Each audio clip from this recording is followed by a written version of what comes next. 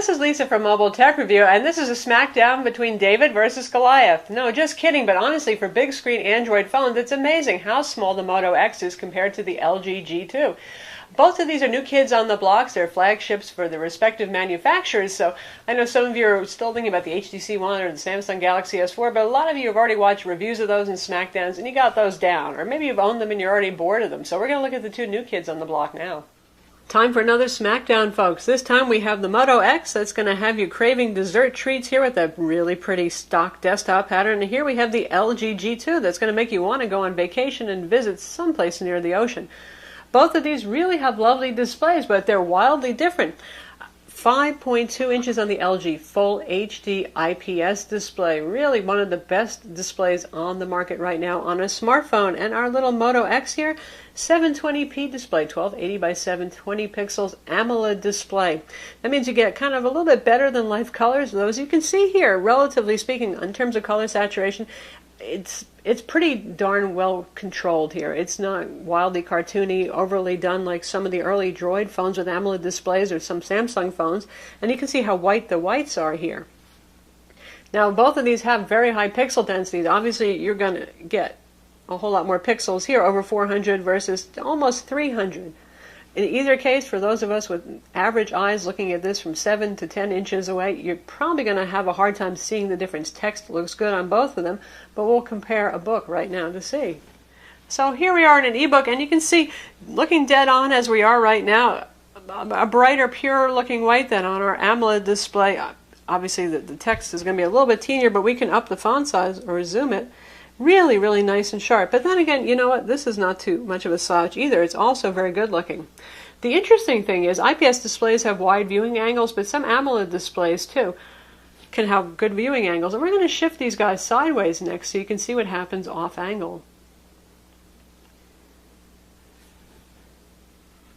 Look at how much whiter the AMOLED display stays. Isn't that interesting? Now, granted, when you're reading a book, you're probably going to be holding it right in front of your face, but keep that in mind if you're doing something like watching a video or reading a web page, and you might be holding it down at an angle somewhere so the person sitting next to you on the train isn't looking at what you're looking at.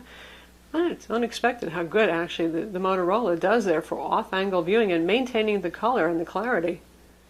The next obvious thing, really obvious here, folks, and that's why I think that these phones may be for two different people totally, is the LG G2 is about the same size as the other 5-inch phones on the market, and the HTC One, which is only 4.7 inches, but those are all big phones, not unmanageably huge. We're not talking phablet, but big phone fills up my fairly large size hand.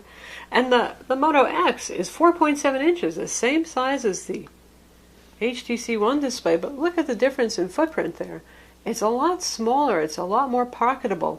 Makes a difference, makes it easier to hold. Even if you do have fairly good sized hands like I do, it's just fits in more pockets more easily, doesn't pop out of the pocket, feels like, oh, I can just wrap my hands all around it, use it one hand, absolutely no problem, no stretch going on there.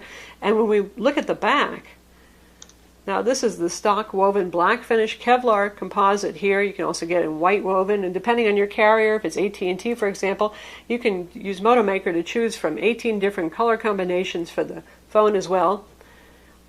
Nice, not glossy, doesn't show fingerprints at all, feels good. There's a little dimple, the Motorola logo goes down, so you have a place where your finger kind of homes in.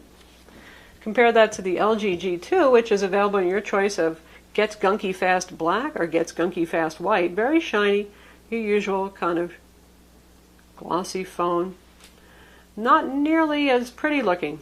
And while we're doing that, looking at the back here, notice the controls, volume up, volume down, and our power button are on the back. That's LG G2's thing. It's to make the phone a little smaller supposedly so they can have that edge-to-edge display, though I'll say that the Moto X also brings that display out really close to the edges. Not so bad to use when you're holding it. Your fingers really do fall in the right locations. Unless you're using it in landscape mode, then it all kind of falls apart. Aesthetically speaking, I would say, and also ergonomically, the Moto X is certainly the winner. And for those of you who are looking for something that is more pocketable and a little bit classier looking and not so slippery, the Moto X has a win there. And speaking of the edge-to-edge displays, notice how both of them really come quite far out to the sides of the display. When it comes to processing power, it's a very different story between these two. One of these is for the specs maven, and that would be the LG G2. That's our first Qualcomm Snapdragon 800 quad-core CPU on the US market, clocked at an amazing 2.26 gigahertz with Adreno 320 graphics. Here you're looking at Motorola's X8 computing platform, as they call it. This is Qualcomm Snapdragon S4 Pro, but 1.7 gigahertz. But instead of the usual quad core, it's a dual core. And instead what they've done is they've added in two custom computing cores that handle the always-on voice recognition and the motion sensing for it. So they've foregone a little bit of horsepower there for main processing, instead to give you some usability features, which I think are really rocking. You got Adreno 320 graphics on this, by the way, so you're still looking at good graphics performance on both of these for gaming. So are you a specs maven, or are you somebody who says, well, I could use some usability features? And you should watch our Moto X video review and read our written review if you haven't. But the two usability features I'm talking about, there's a couple more, but there's the always-on voice command option, and that's really cool. Even if the phone is asleep on your desk, you just use the key command, "Okay, Google now." What time is it?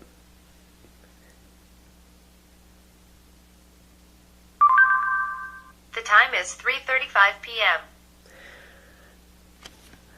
And I didn't have to hesitate before I spoke, so it actually prompted me to say, okay, come on, fool, I'm ready. But that is really handy. You don't even have to touch the phone. Very important if you're driving. So I really like that feature a lot. Yes, you have voice command. Here we have the little voice mate that LG makes, and it can be left always resonant, but it's going to use more power than on the Moto X, which has that custom low-power computing core just to use it. Also, I find the Moto X is a little bit more talented at listening to natural language queries. The other thing is the neat home screen. If this has been turned off for a while, we'll give it a little bit, and then you pick it up and just move it. We'll put it on the desk. When we talk about that, we'll just let it sit there for a minute. When you pick it up, it's going to show you an unlock symbol, and also if you've got any notifications, and you can drag up on those. Say it says you got a new email, you can just drag up and see a preview of that. So let's pick you up now. See? There it is, woken up. And it showed me the time without actually wasting more battery power by turning on the entire screen, just so I can quickly see what time it is. The LG G2 does not have that nifty usability feature. One thing it does have that I like is the knock it feature. You don't actually have to use that oddly placed power button that's on the back. You just tap it twice to turn it off, tap it twice to wake it up. That easy. And if the timeout had passed, by the way, it would have gone to the lock screen and not the unlocked version. So don't worry, there's no security issue going on here. It's just that it didn't have time to actually fully lock the phone. When it comes to UI customization, we're also in very, very different worlds right here. This is very close to stock Android in terms of the UI. Yes, there are the Motorola Assist kind of things that we've got going on here that I showed you for usability. A couple more, you can put them both into quiet nighttime mode. Both of these have that feature, but very, very similar to stock Android, very clean. In that way, it's a lot more like the HTC One or a Nexus phone even in terms of that. Home screen, nothing too fancy going on there. No UI widgets, whoopee woo, Here we have icons that are customized by LG, and you can choose from various icons. They let you customize just about everything. Obviously, both of these have on-screen buttons. LG lets you choose the order that those buttons are in and actually add a couple of your own if you want to. If you take a look at the notifications here, now this is just notifications about what's going on with my phone, and if I tap over here, again, a lot like stock Android. A couple of things you have quick access to, and then if you want to go to all settings, the usual strip list. Here is the wild, wild west of information, isn't it? You've got all of LG's Q-Slide apps. You can float these guys as widgets up to 2 at a time, so you can have a notepad running, floating around, a calculator, even a transparent video player that's resizable. A lot like Samsung here, a lot of software. I know a lot of people do actually like that. You've got sliders for controls, and then your notifications are actually down at the bottom over here. And if we want to see all settings, again like Samsung, it's the 4-tab approach. Networks, sound, display, and general, all separated out for you. Different experience. That said, both of these are very fast phones. You would think that LG's software really slows things down. Well, of course, it has a really fast CPU too, but it just doesn't slow the phone down. So for those of you who like the software but you're afraid of the bog kind of thing, it's not going to happen so much on the LG. For those of you who really like the clean experience, though, the Moto X is going to be the one for the win there. When it comes to data speeds, of course, this is going to vary depending on what carrier you're getting the phone on. Both of these are on AT&T, which in our Dallas area has excellent data speeds, and we'll show you a results list in a minute, but we'll run the test. Let that one go to town. Not too bad for AT&T. We've seen better. Must be all those iPhone 5s bogging down the network. Call quality on both of these, by the way, excellent. Very nice full voice. You're looking at the same thing with either of these phones. They're both going to be very pleasing. And let's see how our Moto X does here for our real-time speed test. And it's going to top out a little bit higher, isn't it?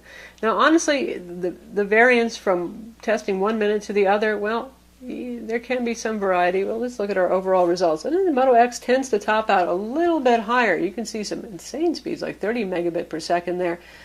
But its upload speeds tend to be a little bit slower. Isn't that interesting? But not by a whole lot. Moto does a really good radio, though. And generally speaking, they're top data speeds. But either of these is quite good. And both of these measure identical reception in terms of dB. These two have very different cameras. On the Moto X, we know there's the RGB-C, that's C for a clear pixel, 10 megapixel camera on the Moto. That's supposed to help it with low light shots, and it does okay with low light shots. 13 megapixel camera right here, Sony Exmor RS sensor. Awesome camera, right up there with the Samsung Galaxy S4 and some of the Lumia phones. I really, really like it. Great 1080p video. The Motorola, just okay. Also, amazing amount of settings that you've got here on the LG. You can choose from all of these modes, for example, and you can control just about every aspect of your shooting experience as well. So we're just going to choose normal. You can choose intelligent auto, and it actually will reduce the amount of settings here, but lots of stuff to work with here. This has a modified version of Google's kind of ARC settings here. So here you can see we have the ARC settings, and you can rotate those back and forth. Not a whole lot of settings. Flash control, you can turn HDR and panorama on and off, the slow-mo shooting for video. More limited, not exactly a photographer's delight for those of you who like a whole lot of settings. That said, you know, the iPhone does well on the market with very few settings too. And if you want to swipe in that way, you can actually start getting into your gallery, which is kind of cool too, and then swipe right back into the camera again. But overall, much better pictures on the LG G2. Much better video on the LG G2. Great camera. Motorola is supposed to have some firmware to actually improve the Moto X a bit, but I think even with that, it's never going to come up there to rival the LG G2 or the Samsung Galaxy S4. For our full-featured LG G2 that has everything but the kitchen sink, we have an AV IR remote here. Controls all of your home theater gear.